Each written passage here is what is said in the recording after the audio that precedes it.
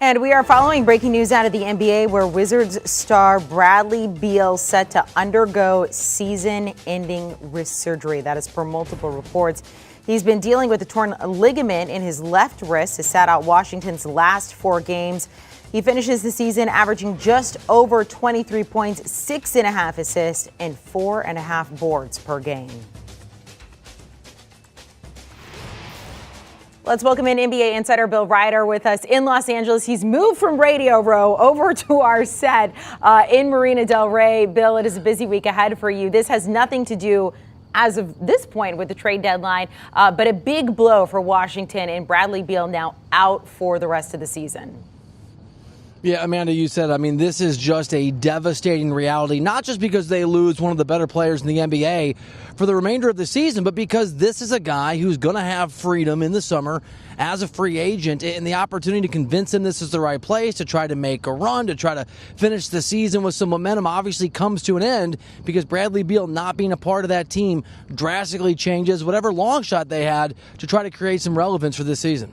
There's a lot of rumors out there about his future, as you mentioned, becoming a free agent, that he's looking for a max contract extension. For those who aren't very familiar with Bradley Beal's specific situation when it comes to Washington, what are his options moving forward? Yeah, his options are to really make a choice about where he wants to be and what he wants to do. And the real problem for the Washington Wizards is it wasn't expected, Amanda, by any stretch, that they were going to move him before the trade deadline on Thursday at 4 o'clock Eastern time. But if Bradley Beal, had he not been injured for the remainder of the season, indicated he didn't see his future in Washington, D.C., we've seen over the course of trade deadlines in the past, they might decide, his organization, we've got to get value for him now. That certainly takes that option away. You can't trade a guy in the short term for any kind of value for someone trying to make a push who's not able to play. And so it really, I think, creates a situation where the very unlikelihood Bradley Beal is going to be traded goes to almost zero.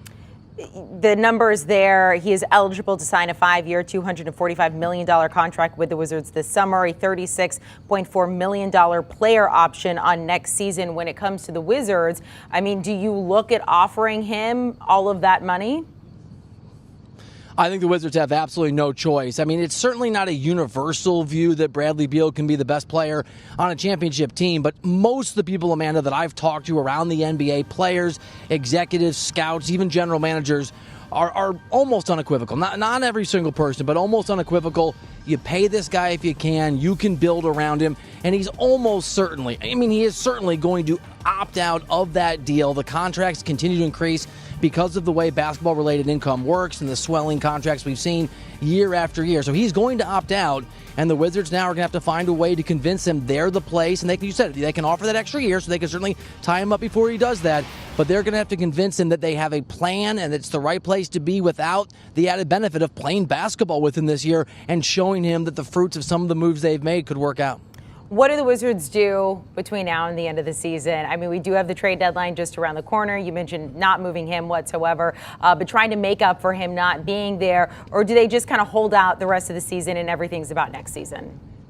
Yeah, it's a great question. This is the epitome of the worst possible timing. You're talking about 2 days, 48 hours to make moves and decisions.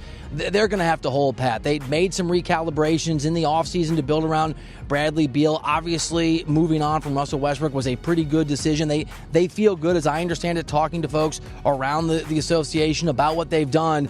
And I think now you just go out there, you give some younger players minutes, and I think they'll never admit this, Amanda, but there's nothing wrong with perhaps enjoying or at least accepting that losing some games, even though the way that things are weighted in the lottery is different, losing some games might give them an opportunity to have a little bit better draft selection.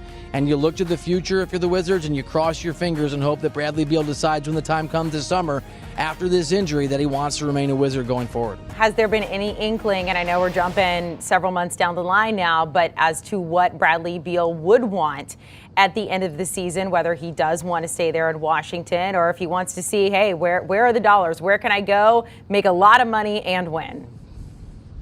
People around the NBA are of two minds on this one. On the one hand, a lot of folks have made the comparison between Bradley Beal and Damian Lillard.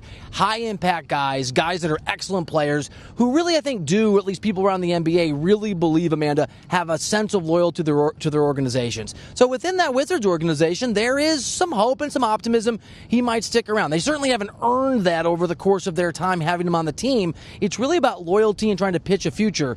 But I can tell you that more than one front office executives around the NBA believe that they have a chance to go out and at least pitch Bradley Beal, that he'll be open to the idea of going somewhere else. And as with Damian Lillard, what it's going to come down to for Bradley Beal, who's been very open that he loves the Wizards, that he likes the organization, he'd like it to work out there, he's going to have to weigh the degree to which he believes he can win in Washington, or maybe he doesn't believe he can win in Washington, with that loyalty that those around him say defines his personality, and the very real fact that in the NBA, leaving, joining forces, finding other superstars, the Wizards don't have that, is usually the surest way to being relevant in terms of championships. So I won't say it's a coin toss, but there are certainly people around the National Basketball Association who do not work for that Wizards organization who think they have a chance, at least pitching aggressively and maybe successfully, Bradley Beal to come their way after this season comes to an end. We've already seen superstars moving before the trade deadline. We'll see how it all shakes out after that. And then at the end of the season, Bill, our third time, I believe, talking to you today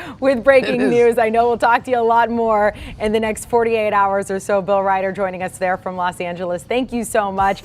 Taking a look at notable NBA games you got coming up tonight. Celtics at Nets. Of course, they're dealing with a bunch of James Harden rumors going on right now. You also got Suns at 76ers.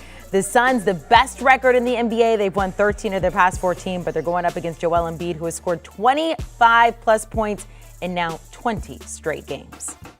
Do you want a sports network that delivers everything that matters about the game? The highlights, the picks, the instant analysis. No yelling, no fake debates, no politics.